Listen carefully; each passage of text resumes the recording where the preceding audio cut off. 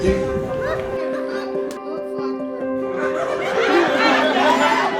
Anna came to live with us, I realized that we needed to find a community for her. So I just went out to Google and started searching. And luckily, the DSA popped up. I looked at some of the programs they had. And the first thing I saw was they had Fusion Friday, both in person and Zoom. So we tuned into Zoom and had her sit and watch it. And it was amazing. I was like, okay, if you want to, we can go. And while she's watching it, she wasn't too sure. And then all of a sudden, her face just totally lit up. And I swear that was the moment that she first saw a person like her in decades.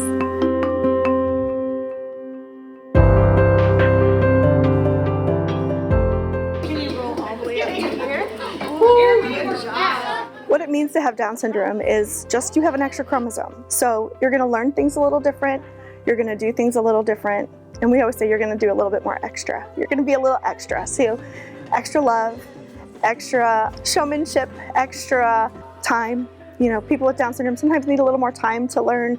But when it comes down to it, they're just people who learn differently, who have an extra chromosome. I love being on stage when I'm performing. My favorite program is Fusion Friday. Came in and we saw everyone, and we met Andy and we met Don. Do this! Woo! Woo! There you go! And just watching how the other Down syndrome individuals were interacting with Andy and Don, we went, okay, they're pretty cool. We can leave. And they said, if you want to, you can stay. And we're like, no, let's let her have her space. And so we just went out, and I think we had lunch and then came back, and she could not stop talking about it. The Down Syndrome Association of Greater St. Louis is so important to the community because we're the only organization in the region that is solely dedicated to serving people with Down syndrome from before birth through the end of their life. I've been with Down syndrome my whole life. Our programs serve the community best by providing a place for people with Down syndrome to become the best version of themselves. So improv classes we teach helps with critical thinking. It helps with employment by them learning to be able to answer questions on the fly or think of scenarios or to become a different person by being a character. It helps their brains grow and stretch. Classes like bingo, it's one of our favorite virtual programs. They can come on, not only are they learning number recognition, but learning turn taking and kind of social skills and being with their friends and having the opportunity to socialize with other people. Fusion Friday is a social program, but they eat lunch together, we play games, we have conversation, and having that opportunity for their brains to be stretched and grow and learn new things and then also be amongst their peers. DSA is one of the programs. I love it. I like to see my friends. And I think that everybody from the DSA and the people that comes here for Fusion Friday and Rock 21, they all deserve the best. John always make me laugh like Coney the clown, make me laugh all day. I am so close to this organization because my brother Andrew has Down syndrome. He's 37 and he has brought so much love to our life and patience and empathy and understanding of differences. And he has just been such a gift to us. And so I come to work every day knowing that I get to make the lives of people with Down syndrome better, including my brothers. And it is not just the oldest one I have. Light of their lives. I'm so grateful to see that song. I'm so proud of her. I love her so much. I have a wonderful, beautiful 33-year-old daughter that you will see walking around here somewhere. She is here most days of the week. She volunteers here. So a pocket hug, when you give a person a hug from Down Syndrome Association, take your finger, put it in your pen like this, and dab it on there. 33 years ago, we were at the old Deaconess Hospital, and I had a doctor to come in and say, you know, I think your daughter has Down syndrome. We talked and things went forward, and as they say, the rest is history because she became the fourth child of our family and everybody loves her. She's that person that believe it or not, I believe she's the glue of the family, for real.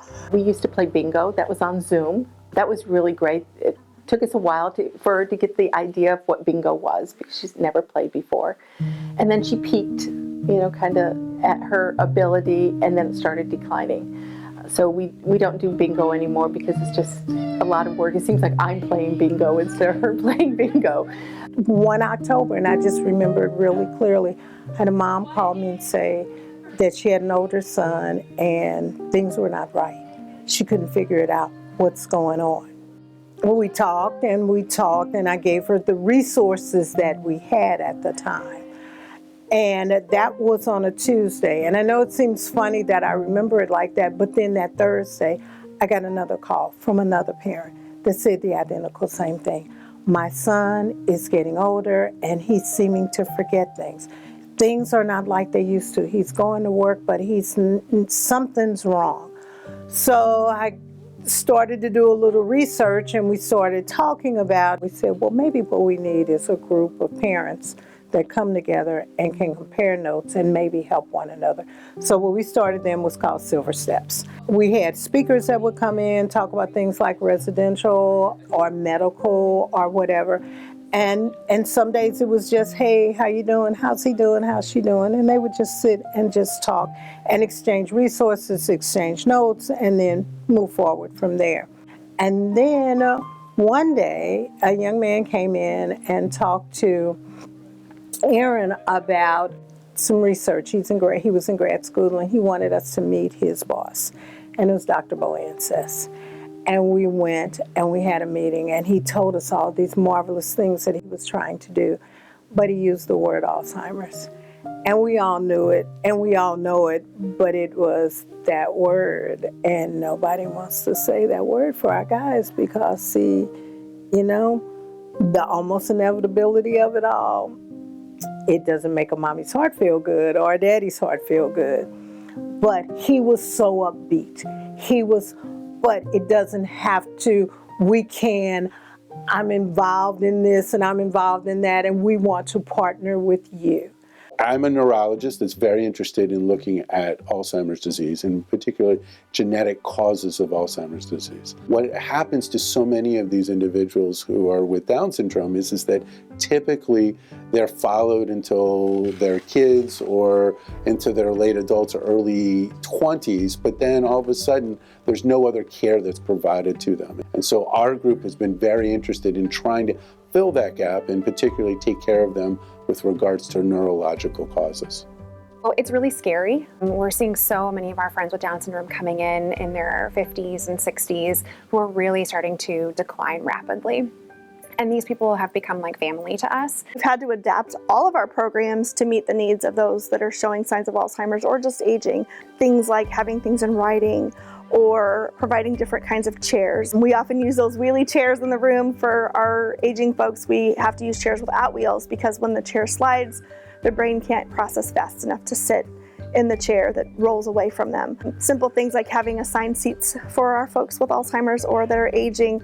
We have their name on their spot so that they can remember where to sit and kind of remember the routine. Our programs, as far as the curriculum and the content, has mostly stayed the same, but the way we handle their transitions, their arrival, their dismissal has changed in ways that they have a very strict routine so they can remember it and follow it and then have consistency so that I always sit at this spot, I always hang my backpack here, and I know where to go so that even when there's those cognitive challenges, they have that routine that's locked in that they can remember where to go. I did not know before she moved in with us and getting involved with the DSA that there was a connection between Alzheimer's and Down syndrome. If individuals live long enough with Down syndrome, they will develop Alzheimer's dementia. And individuals who have Down syndrome, they are very special. They have 3 copies of chromosome 21, and on chromosome 21 are those proteins. Those proteins make us and are our building blocks. And one of the proteins that they make is something called amyloid. Now, all of us are making amyloid. But the difference is in those individuals with Down syndrome, they make too much of that amyloid. And what happens is that amyloid then deposits in the brain. Those deposits in the brain affect the communications or the way the two brain cells are talking to each other. And as more and more of this amyloid deposits, there are other hallmarks or other changes that are also occurring in the brain that then progressively lead to cognitive or thinking problems in individuals, and then those individuals will develop dementia. But it's not just a process that one day an individual doesn't have dementia and the next day they do. It is a slowly progressive process. And if we can start early and diagnose individuals early on in the case, then we can start with potential therapies and try to hold off or even prevent the occurrence of dementia due to Alzheimer's disease. She used to be very self-sufficient, just needing a little bit of help, reminders to take her medication or reminders or help getting in and out of the tub. But now it is, here, take your medication, making sure she takes her medication. Just this last year, I've had to start actually bathing her, helping her go to the bathroom, which she always could do by herself. And what we see is that their real who they are is being robbed of them and robbed of the family. And so it takes longer for them to do simple activities that they were very good at. They start losing what we call activities of daily living. So how to eat, how to go to the bathroom, how to go between different areas.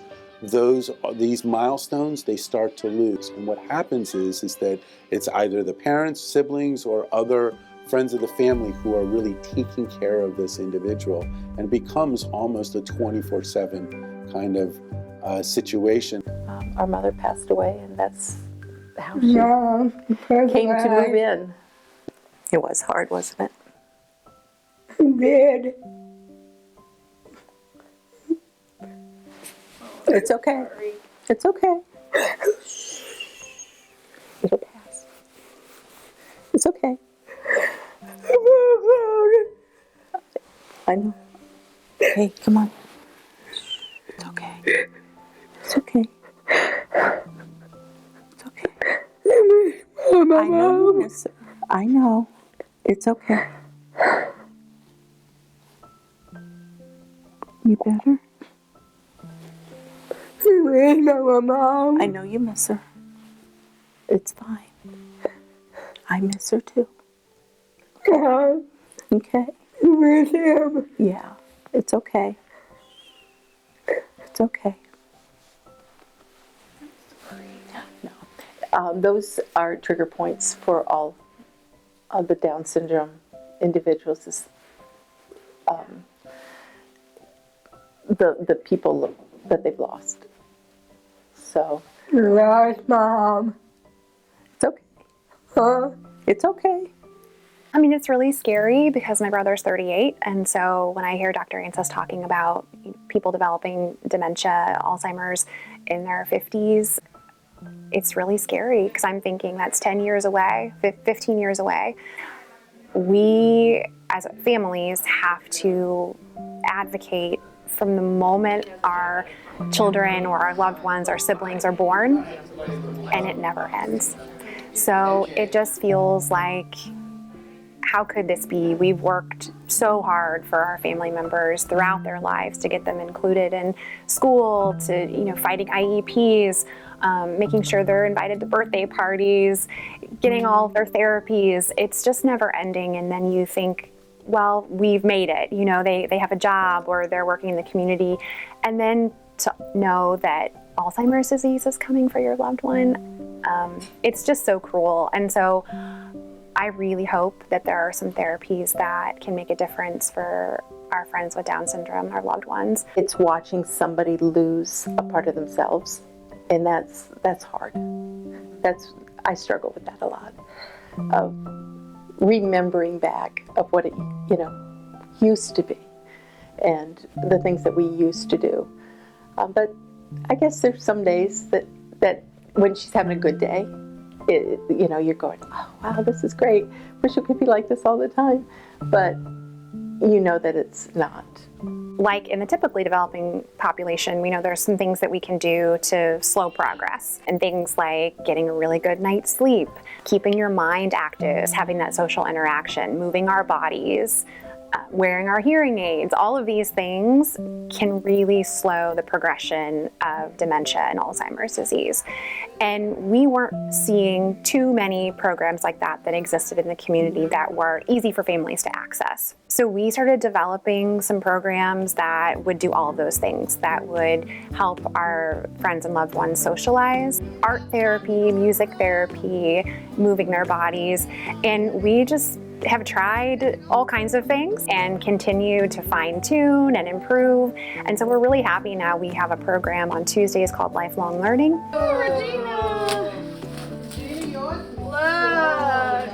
Where we have a group in the morning that needs a little bit more support. Some of those friends have dementia and Alzheimer's, they've been diagnosed, and they do art therapy, they get some exercise, we do some music therapy and memory games. It's so new. You know, it sounds silly, but it's new. You know, we haven't had to deal with this before, just recent times, and so I think for parents it's really scary. It's scary to me as not a parent of a person with Down syndrome, but having workshops, classes, lawyers, all the things that you need to do to prepare for that. Then parents have at least the tools in their tool belt to have a plan going forward. She comes 2 days a week now. When they started the Lifelong Learning, and Fusion Friday and Lifelong Learning are totally different. She loves Fusion Friday, Lifelong Learning. She's like, oh, you're making me work. But it's good for her. And so we come every week for that when they have that program going. We've actually now, believe it or not, we have one person that has the diagnosis, and honest to goodness, we have seen an improvement. I don't know what it is, but we've actually seen improvement in that person, but we've also seen a lot of stabilization. Every time you come in here and something amazing happens, every single day. So when I see those moments of silliness become joy, become powerful, because we see their language growing, we see their intellect growing, we see them becoming part of a community and developing those deep friendships. For me, it's everything. You know, I can't even explain how much I love being here and being part of this community. So pretty. Look, that is so beautiful. Oh, I love it. Yes, ma'am. Wow. Oh, I love that. Uh-oh.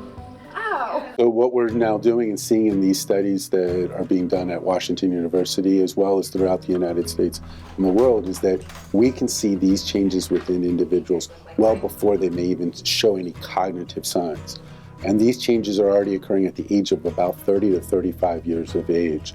There's this amyloid that's actually building up in these individuals. We are just beyond grateful that we live in St. Louis and we can partner with Washington University physicians. Dr. Ansess started seeing people with Down syndrome in his clinic, and he has just developed the biggest heart and the biggest passion for this community. And if it weren't for him and his team doing this research and treating people in clinic, I really don't know what we would do. And many of our families are involved in the research that they are doing, and it is going to help those little ones that are coming along. It may or may not help our older ones now, but we're hoping and praying that it will certainly help those that'll come, and that they won't have to be saddled with this just ugly thing that is going on called Alzheimer's. Who am I? Who am I? I'm Lori. What? Am I your brother? No. What am I? Roy. Nine. Who am I? Roy. Lori. And I'm your sister. Yes. Can you say it? Roy. And I'm your My sister. She definitely struggles with understanding directions. We've definitely seen a decline in her behavior and in her cognition since she started about 2 years ago. I think we started seeing her in person a little bit in 2021 or early 2022, and she was able to do more than she's capable of doing now. And one example of that would be like Anna loves to color. She loves doing coloring pages. So we print off like the adult coloring pages for them to do kind of during down times of programs. And when she first started, she would use every color in the box and color these beautiful pictures. Well, now she usually just picks one color and does the whole picture in just one color. And that's kind of a sign of her inability to see as well and to just make those transitions of one color to the next. She has a harder time with things like dressing, getting her own coat on, hanging her backpack on her chair. Those things were a little easier for her a year or two ago than they are now. So we definitely see some challenges as she ages. She's lost quite a bit of weight, so she's very thin, almost frail sometimes. And so we try to be very gentle with her body and making sure that she's not stretched further than she's able. I think it doesn't matter if they is a person with Down syndrome or not. Watching that decline is hard. Now, shake your shoulders. There you go. Great job. There have been new breakthroughs that we're now starting to see with Alzheimer's disease. More recently, we've seen some new therapies that have finally come out for late onset Alzheimer's disease, what we typically see in the general population. Those therapies are the first therapies that we've seen in 20 years. So it's unbelievable that we now are starting to see new therapies that are out there. However, in those therapies and in those studies that we're looking at these kinds of therapies for Alzheimer's disease, individuals with Down syndrome were actually excluded. So we do not know if these therapies will be helpful for adults with Down syndrome. And so we're considering these kinds of therapies as well as a number of other special therapies for adults with Down syndrome, with the goal being to either stop or slow down the progression for developing Alzheimer's disease. We were at a national conference talking to some of the organizations at a national level about the research around Down syndrome and Alzheimer's and the studies, and we need to get the clinical trials. And I was able to say, well, we're in St. Louis with Washington University, and we're going to be the first location for the clinical trials of these drugs for people with Down syndrome. And they were like, oh my gosh. Really, St. Louis is leading that charge, and we've been so fortunate enough to work with a lot of different families here.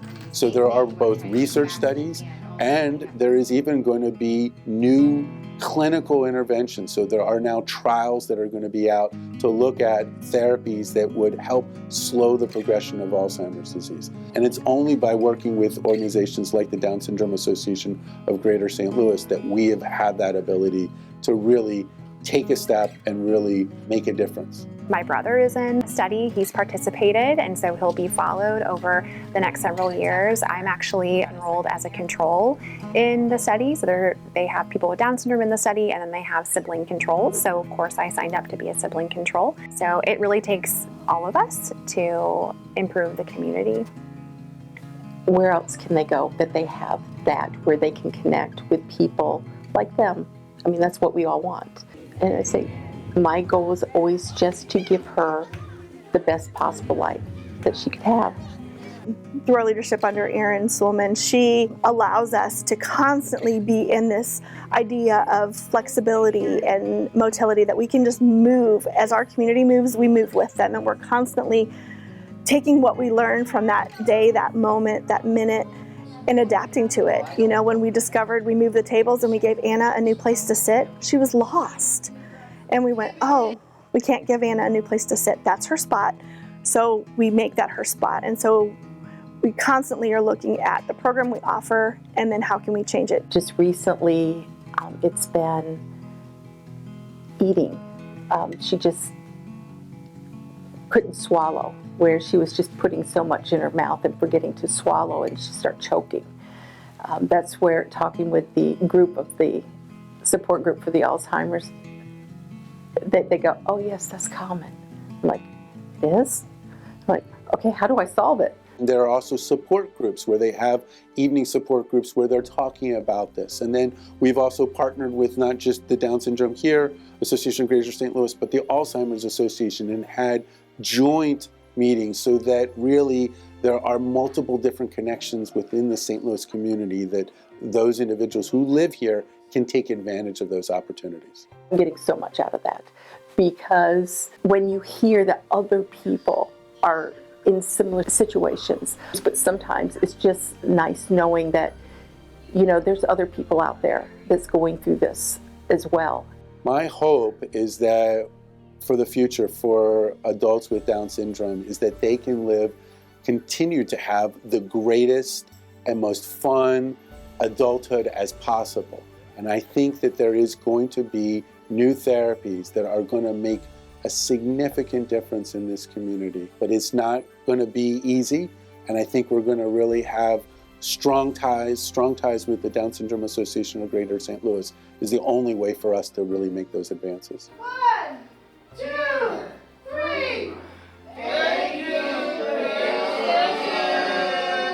I wasn't expecting this. You know, I wasn't expecting the support from McKinney and Andy.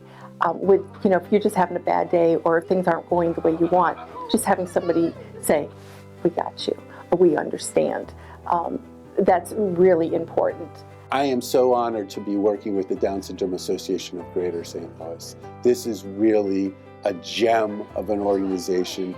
They have been able to partner with us. They really are providing so many key resources to this community. There are very few organizations like this in the United States, if not in the world. I don't even want to think about not having the DSA here as a support, because if I had to, I probably could do it alone, but having them, I know I don't want to do it alone. And the number one thing I always wanted to do for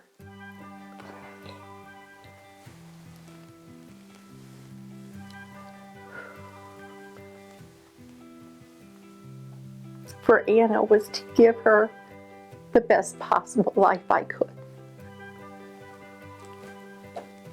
And the DSA helps. If you don't know about this, you need to get in touch. I think that it is a bedrock in the community. I mean, I went out looking. I was looking for a community for her, and I want to say I found a family. If you have a loved one with Down syndrome, no matter what the age is, we really encourage you to go to our website, which is www.dsagsl.org. You can call us, you can Facebook message us, you can send us an email, and someone will get back to you about how to get involved. There's lots of ways to help. At the Down Syndrome Association, we have a million opportunities for volunteering. Everybody always says, give money. And so I will start with give money. Donations are always needed. It helps us to get even more resources than we have, to hire new people, to be able to do more programming and all of the things that we do. And maybe you can come in and meet some people with Down syndrome so that next time when you're out and you see someone with Down syndrome, it's not there an anomaly. I love this place and it's fun. And they have a lot of friends. I would strongly suggest to all families, if they have an adult with Down syndrome, if they're in their 20s, come see us. Let's get an evaluation. Let's just get a baseline. It may be perfectly okay. Everything is great. Wonderful. That is wonderful to know. And we now have something as a baseline for evaluating those individuals. If an individual, though, is having more of those cognitive changes, not able to do certain activities of daily life, please come and see us, and we're glad to work with you and partner with you. I'm glad that KMOV 24 that just came out to interview me.